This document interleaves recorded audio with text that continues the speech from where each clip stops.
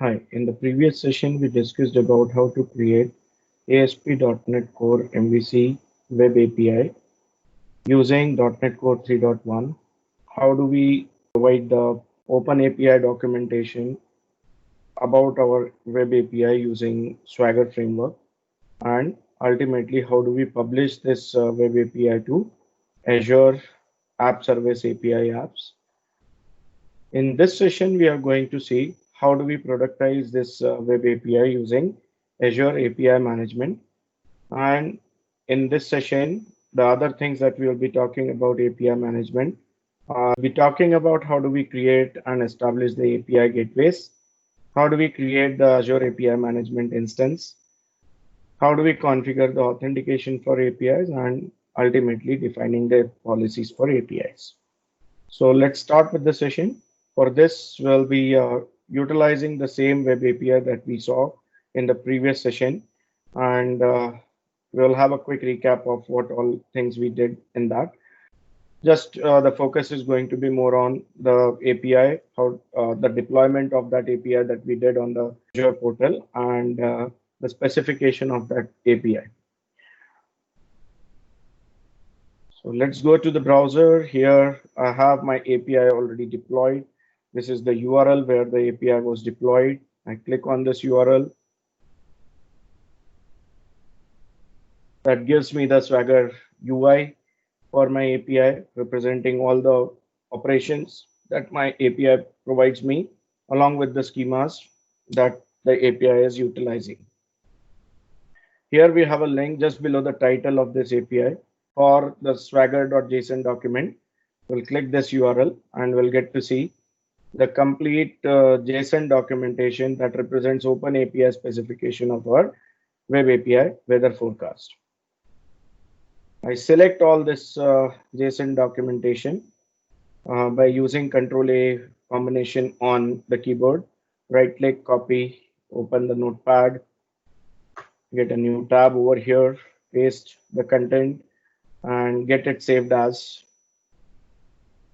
a JSON file on our desktop by the name sample API spec.json. And our JSON documentation is present because this is something which is going to be required as an input while creating the Azure API management to productize our weather forecast API.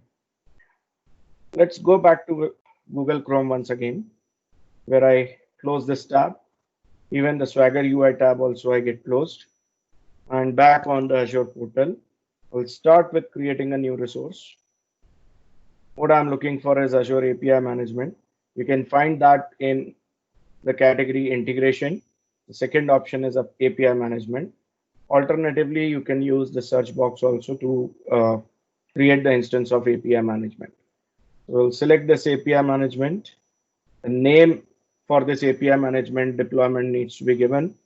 Just like the app service, this deployment name also is going to be a subdomain under azure-api.net, and hence this needs to be globally unique name. So I'll call this as sample API M demo. Let's see if this name is available. Yes, the green tick mark over here says that this name is available, and the fully qualified name will be sample API M demo.azure-api.net, where our API management service will be available.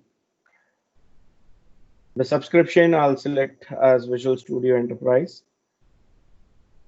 Carefully select that, as you may have more than one subscriptions for your account.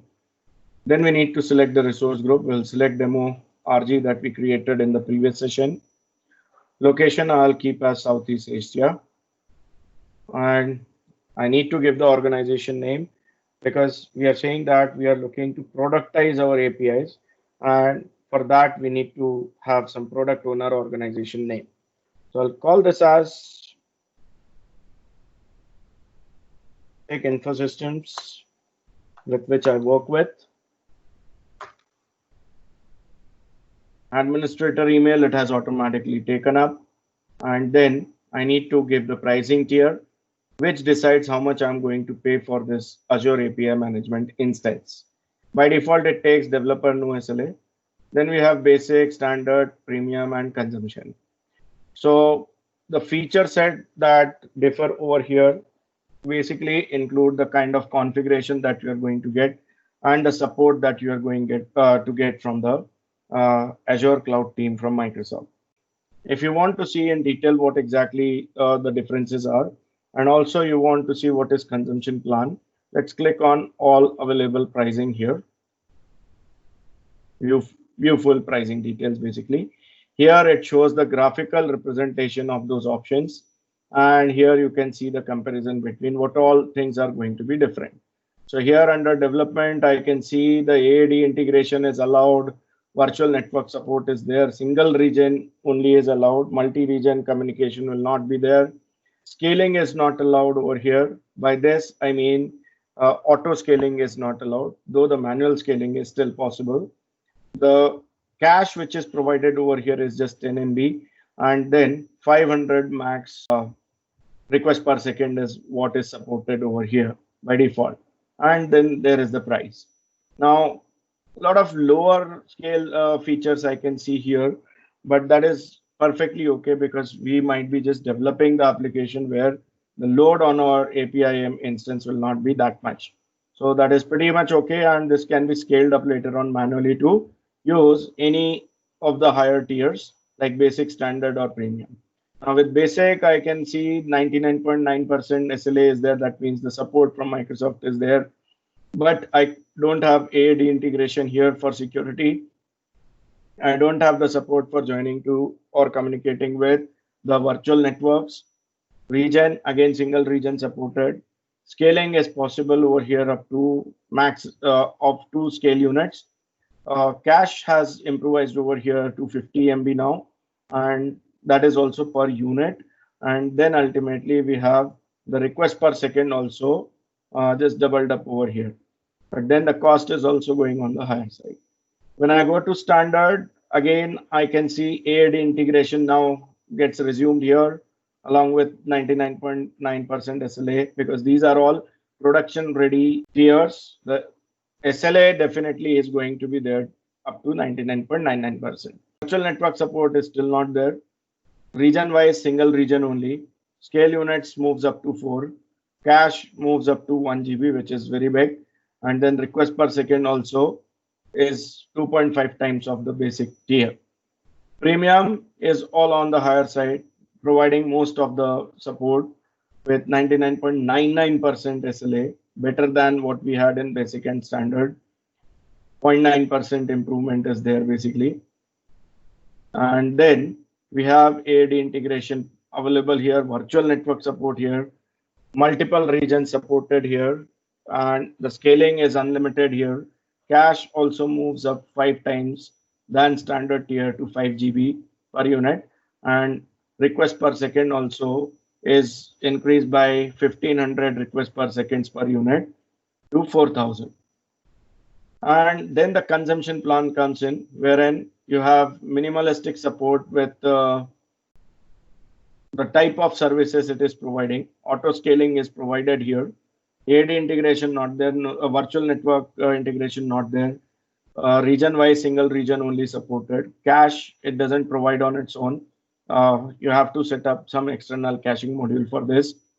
Max request per second, it's not capped over here. You can have unlimited requests per seconds. And then there are 1 million free calls which are available for which you will not be charged at all. So pretty much good if you have no idea about how many users are going to use API management deployment at any point in time. To start with the production ready deployment, this plan looks to be good. But then eventually, once you finalize that, okay, these many clients will be there, this much of load will be there.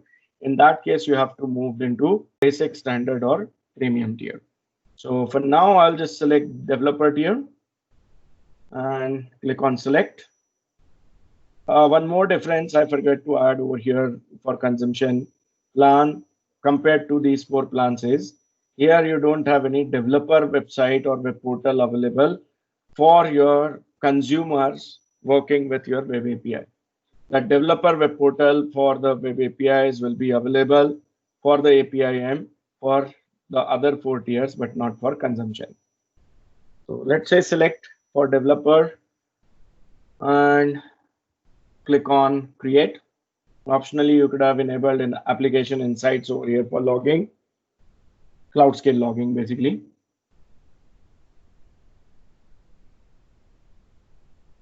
This is going to take some good amount of time to get the Azure APIM instance created.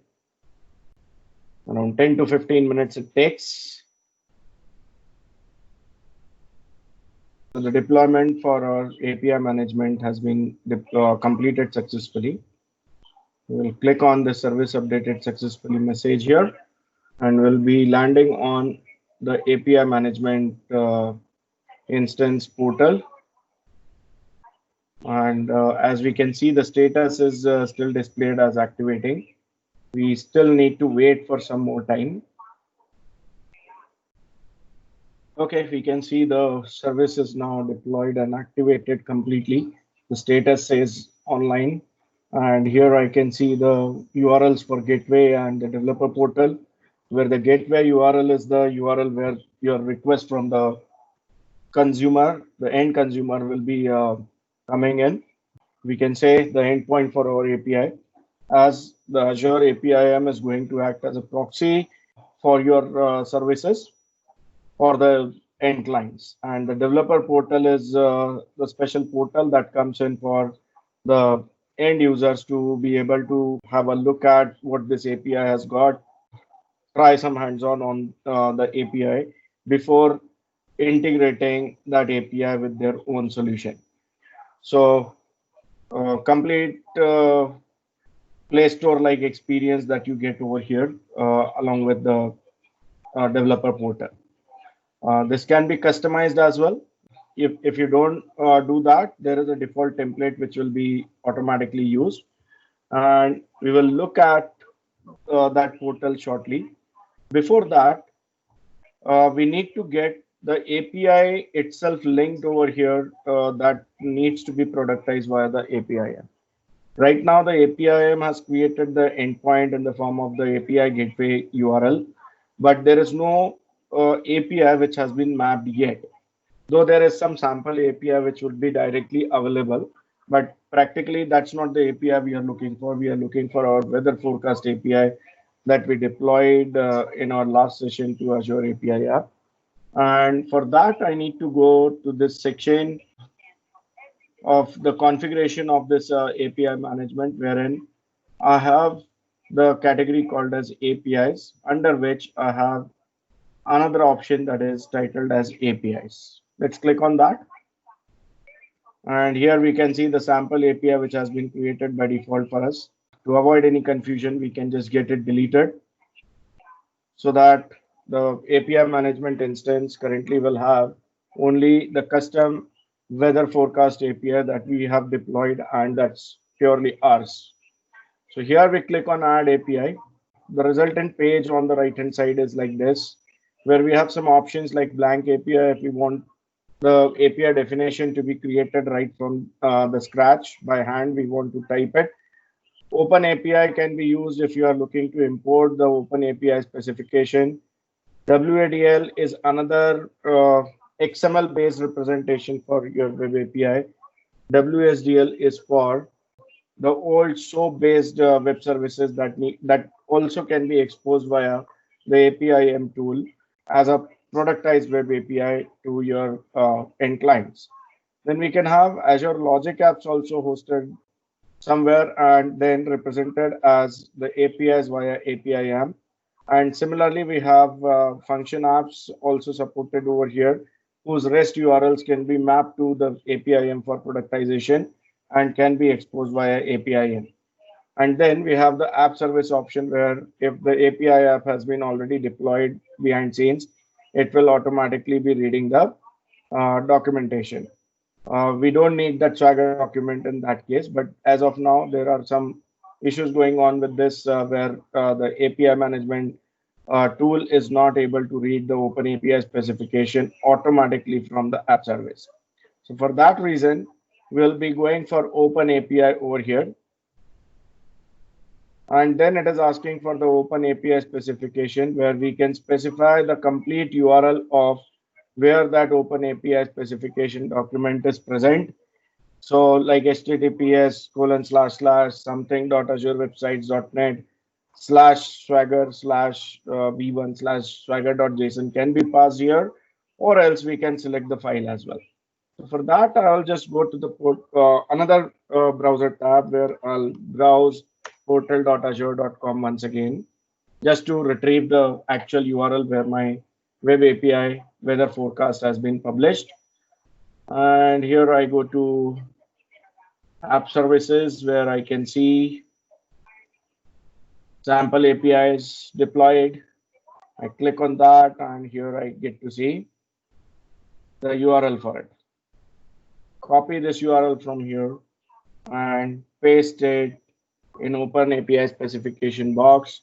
There I say it is further added with /swagger/v1/swagger.json.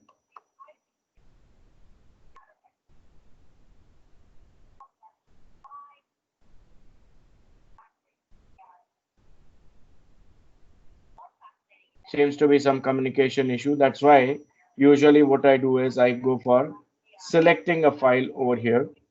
And if you remember, in one of our previous steps, we have already downloaded the JSON specification, the Open API specification of our weather forecast API onto our desktop by the name sample API spec.json file. So here I select this file, say open.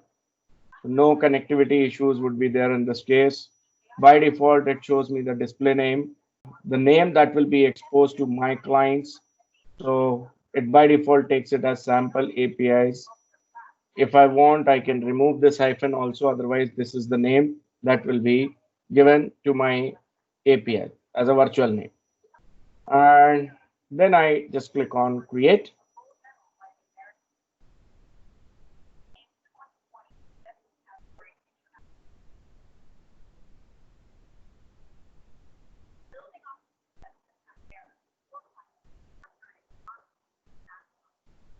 Your API automatically will be imported over here.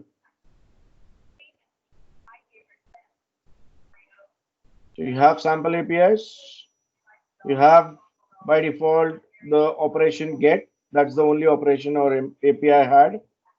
And here, if I click on it, some detail I'm able to see here, like what kind of responses I can expect from it and all. Now here we have a tab in the section titled as test. Let's click on that, whether the endpoint is accessible or not. We need to check that.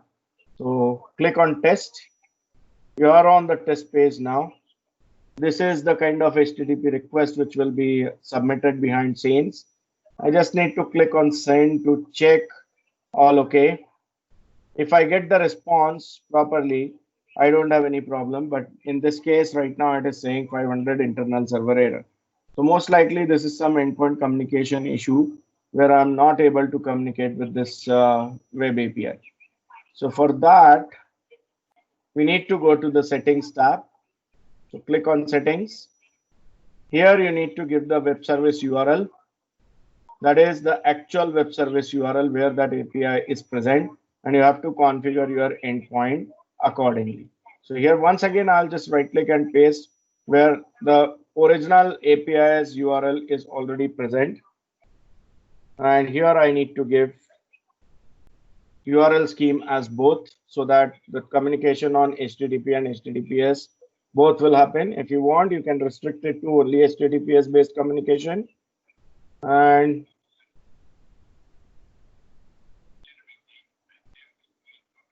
click on save. After saving this configuration, you can go back to design and you can see the HTTP endpoint, which was blank earlier, is now set to the URL that we have specified. And again, let's click on test. Here I select the get operation and then click on send. And this time the status 200 OK comes up, where I get to see all the response coming back. That means our API has been configured pretty well. So let's go back to the design tab, click on design, and you are here. Now let's understand what these sections are. Front end is representing what will be presented to the end user in terms of the operations. So if you want to edit the specifications, you can actually edit from here. But because you are borrowing from an existing API, usually we will not be modifying this. Then you have two sections, inbound processing and outbound processing. This is where you can do the headers mapping with the incoming request to the backend system. You can drop some of the headers. You can add some of the additional headers before they go to the backend. Similarly, the backend, after receiving the request, will produce the response that first goes to the outbound processing, where you can once again make changes into the HTTP response headers coming from the backend, where you can add some new headers, you can drop some of the existing headers, and which will then be going back as the part of the response back to the client. And the API is now successfully imported into our API. The next thing that we need to do to make it productized is click on the product stack. Two sample products have been already created. We'll get rid of these products in a short while. But now I'll click on adding a new product of my own. I give the name as Optimistic Infosystems APIs. ID automatically taken. Description is mandatory. For now, I'm just keeping it the same as display name. And then here I have option of whether this product immediately gets published or I need to manually publish it. So if I click on publish, the moment I save all this configuration, automatically it will be published for the end users. Otherwise, the state will kept as not published, and I need to explicitly publish it. Then here I have an option for require subscription, which means users can use the product and product members only after subscribing to this product. Otherwise, they won't be allowed to use it at all. And then we have an option of requires approval, which means that after subscription, the administrator has to go and approve that subscription. Then only the users will be able to utilize their account to work with my products.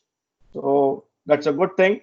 Some of the users, I may not want this product to be activated. Maybe the payment is pending. Once the payment is received, maybe I can then go ahead and approve the subscription. I can also have a subscription count limit, where I can say that from one account only one subscription should be possible. So I put 1 over there. If I put 2, there will be 2 subscriptions allowed from the same account.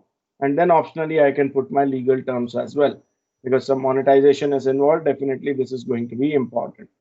And then here I need to click on select APIs to select which APIs I want to make the part of this product. So select this, click on select API button. The list of APIs available into your APIM will be displayed here. And you just select which all APIs you want to be available as the part of one single product. Select them and click on select, and it gets added here. And then you say create.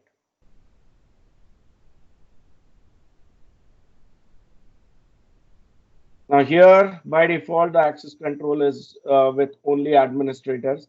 I want it to be accessible not only to administrators, but developers and guests as well. So here I click on that record itself representing the API. And here we have option for access control. Let's click on that. Click on add group. Select developers and guests over here.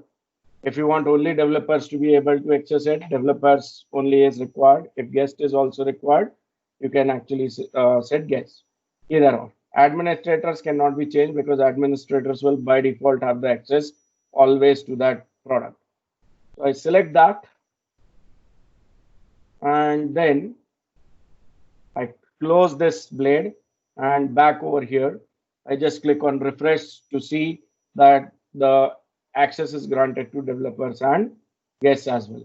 Now you can see the sample products starter and unlimited are already showing me the state as published, whereas my current product is not yet published. That's okay. We can just click on this product and click on the publish option to get it published after setting all the things. If you want to change any settings, again, access control, you can go through the subscription management. You can go through here. As of now, there is no subscription added. Then you have settings wherein you can make changes to your original configuration. And here you can now see the state also has changed to published as we have already published it. So let's again close this blade. I'll get rid of these sample products, which I don't want to be exposed to my end users. One by one, just click on these three dots and click on delete. If I unpublish them, that is also okay. They will be there. They will not be deleted, but they will not be visible into the developers portal here onwards. The next thing we need to do is click on portal overview under developer portal category.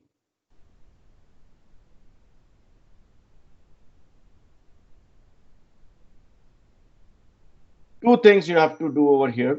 First is you have to click on enable CORS. That is cross origin resource sharing, because the developer portal will be a third party application running on a third party domain that will be making the calls to your APIs. Now, by default, browsers block the cross origin resource sharing for any of the backend web APIs or web services. And that's where we need to enable this. Otherwise, the developer portal will not allow us to test our service at all.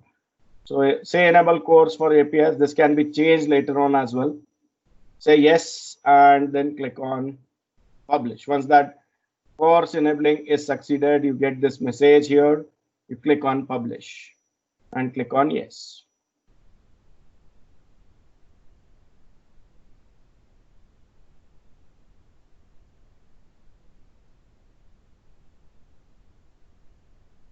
Behind scenes, this will get published.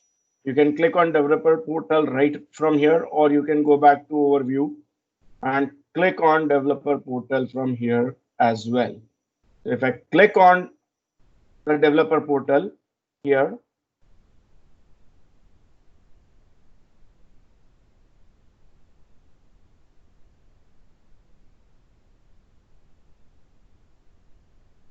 in a short while in a separate tab, the portal will get displayed. First time it sets up the entire website with a content management system in place, in-browser content management system in place. So it takes a short while to set it up here. Now this is your developer portal. Now you can see as we have signed up with the same user account, which basically is the administrator of APIM. It's right now in edit mode. It's a content management system in browser and where you can make changes. So if you want to change this title, just click there and change it. If you want to change this text, you can change the text. Whatever options you want to change, just click there and start typing and start making the changes. Buttons also, if you want to change, or if you want to change their location and all, this is all editable portal. Okay. Even the menus also you can edit from here. If I click here, it shows me the menu bars and I can actually get rid of some of the menus. I can show up some additional menus which are not visible over here. And there are some tools available here in this toolbar as well. Okay, so what the next thing needs to be done is we'll get this URL copied, and in any other browser other than the current browser, browse this URL again so that the same user account will not be taken up.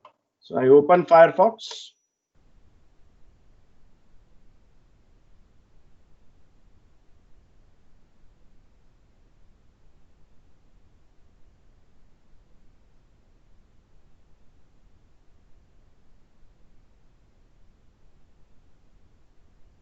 and put the copied address over here in the address bar, press enter.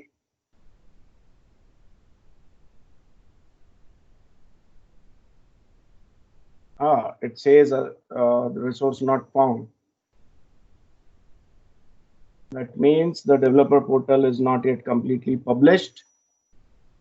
We need to wait for some more time.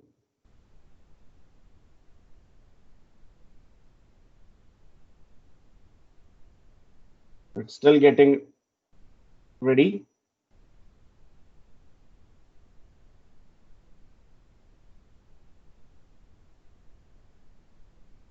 Meanwhile, we can make some changes over here. Like this, I can just click and make changes.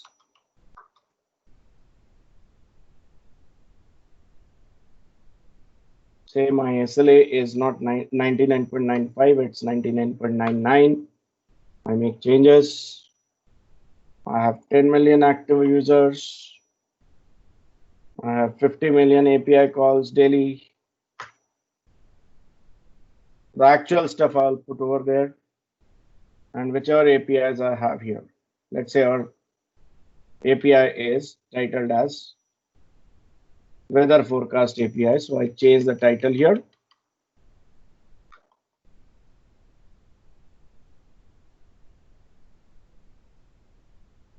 And if required, I can basically put some text about that API.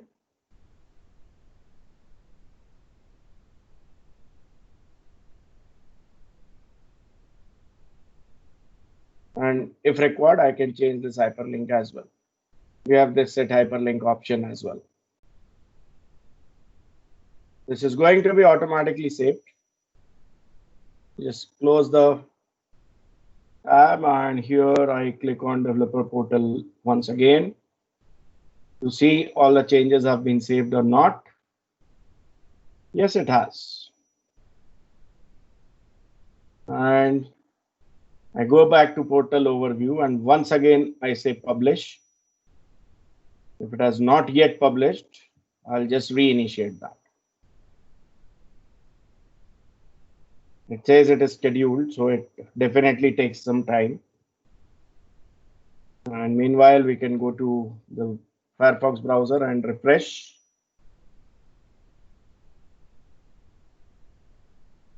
Still not available.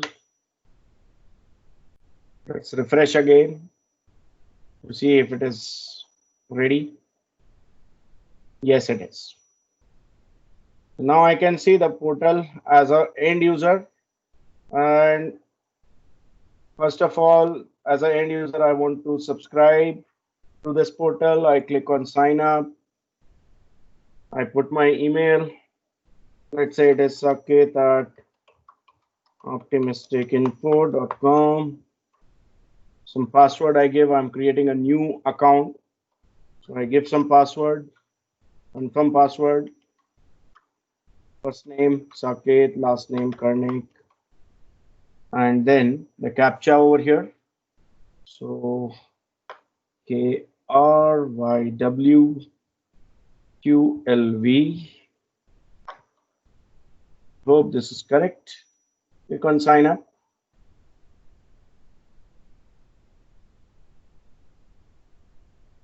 It says follow the instructions from the email to verify your account. That means I should be receiving an email shortly.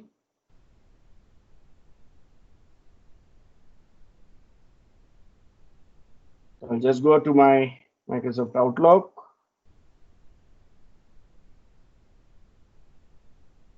And there I'll check if my mail has come, the welcome mail has come.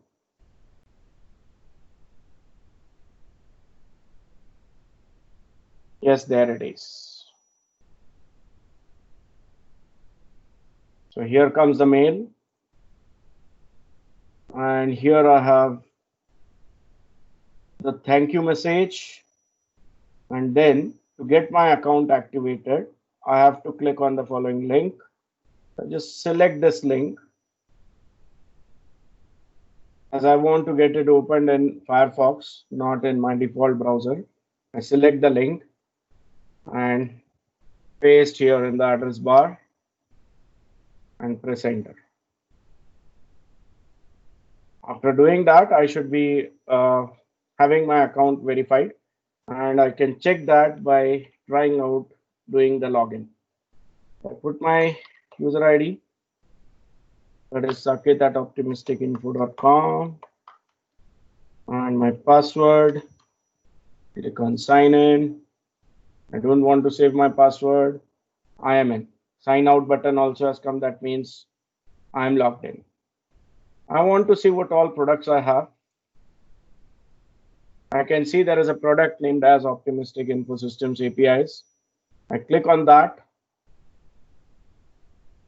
Right now, I don't have any subscription. So or probably I can give some name like sample APIs by OI for Optimistic Infosystem. That is, as a end user, as a developer, I am subscribing to this Optimistic Infosystem APIs, and this is the name that I'm giving as an identifier at my end.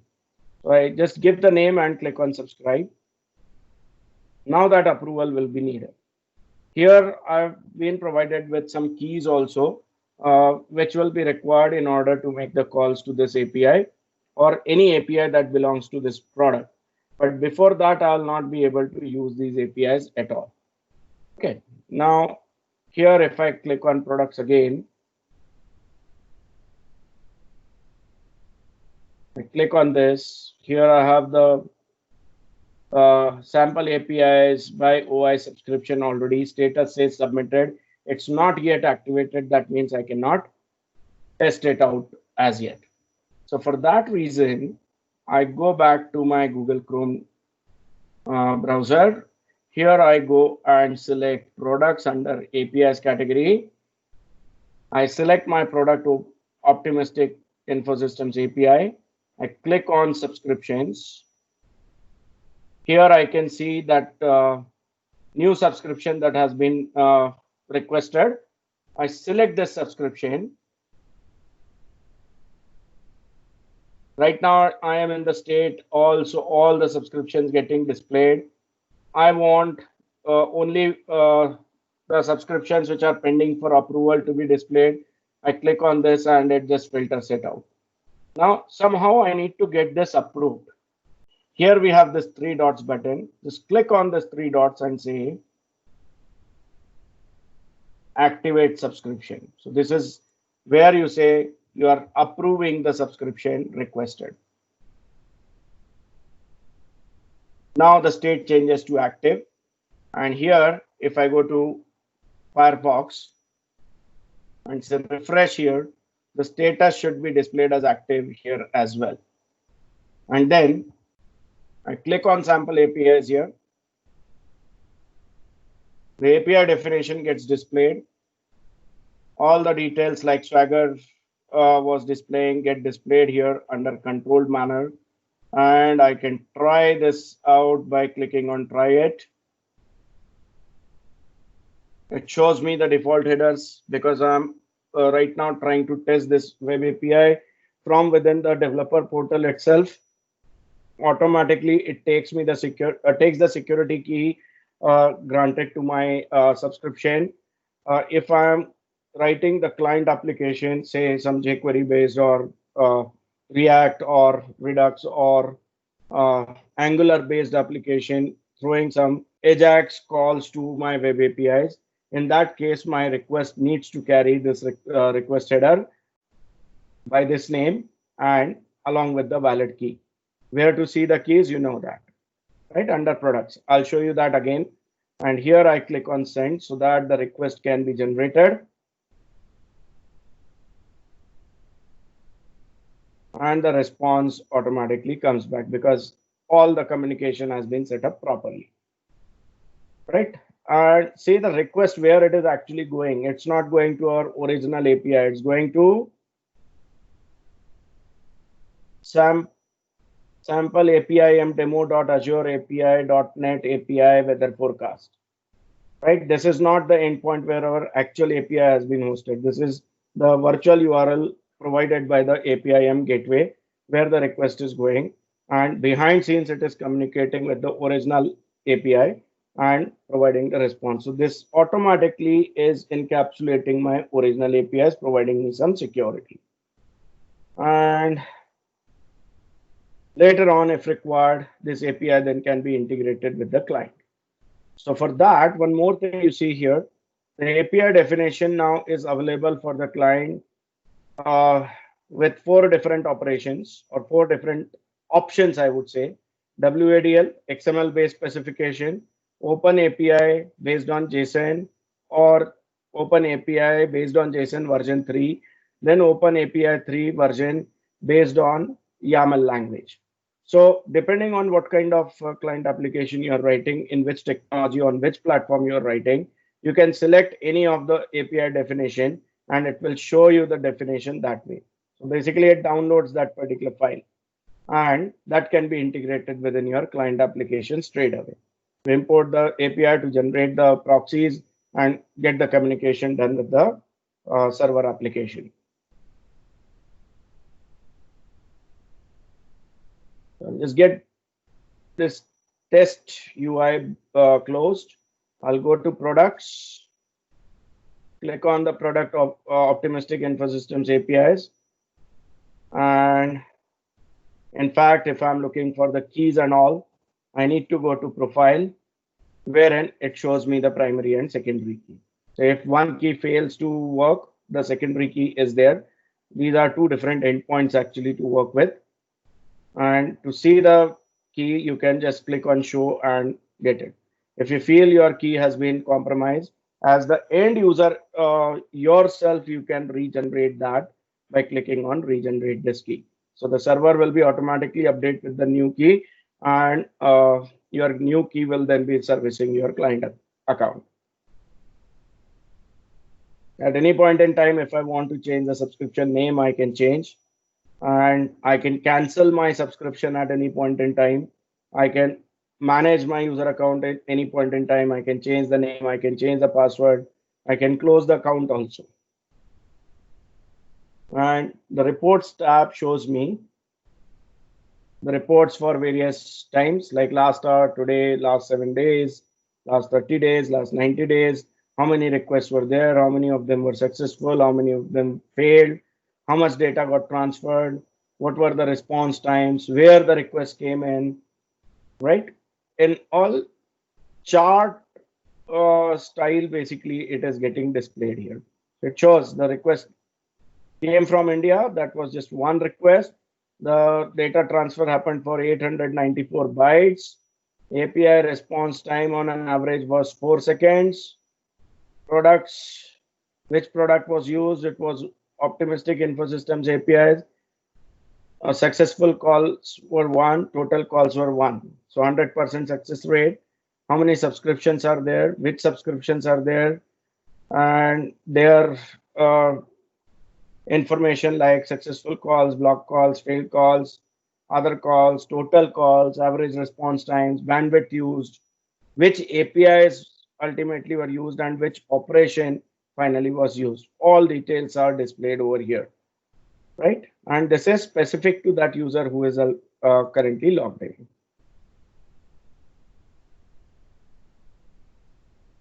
And say sign out and close the Firefox browser and back into the Google Chrome. So this is how overall API management is managed. And if you are looking to create some policies regarding the security and all, you can just come to the product policies and you can change your policies here. If you are looking to change the policies at the API level, just click on APIs on the left-hand side. Select your API. So in our case, it is sample API. And you can say add policy for inbound. So whenever the request comes, let's say I'm looking for allowing or rejecting the cross-origin resource sharing, I can add the policy from here. I can also add the policy validate JWT token, wherein I can specify what should be the header, the request header that I should be looking for, and what status code I want to return back to the user if the JWT token doesn't get validated. and the message also I can specify here, and then JWT token specific parameters I can add here, like audiences, required claims, and OpenID URLs and all. So after setting up all this, if I click on save, automatically my incoming request before going to my backend API will first of all validate the JWT definition. If it finds valid, then only it will proceed and call the backend web API. So what does that mean? For any existing web API which has been already deployed, uh, you don't have access to the source code as well. You can still enable your security on all the requests going to that web API without modifying anything into your backend system. So for legacy system, also this API management system makes lots of uh, advanced features available without changing the definition of the existing legacy system. Okay, so now I'll just say discard, and that is it for the session. So what we learned in this session is how do we create the API management instance, which ultimately creates the API management gateway. After that, we saw how the APIs can be imported to the APIM, how the policies can be configured, including the policies for authentication, and ultimately how the APIs can be productized and published via the developer portal, how the users, the consumers can see what all APIs are there, can dirty their hands before integrating those APIs with their application, and then ultimately integrate with their application. So that's it for the session. Thanks for watching.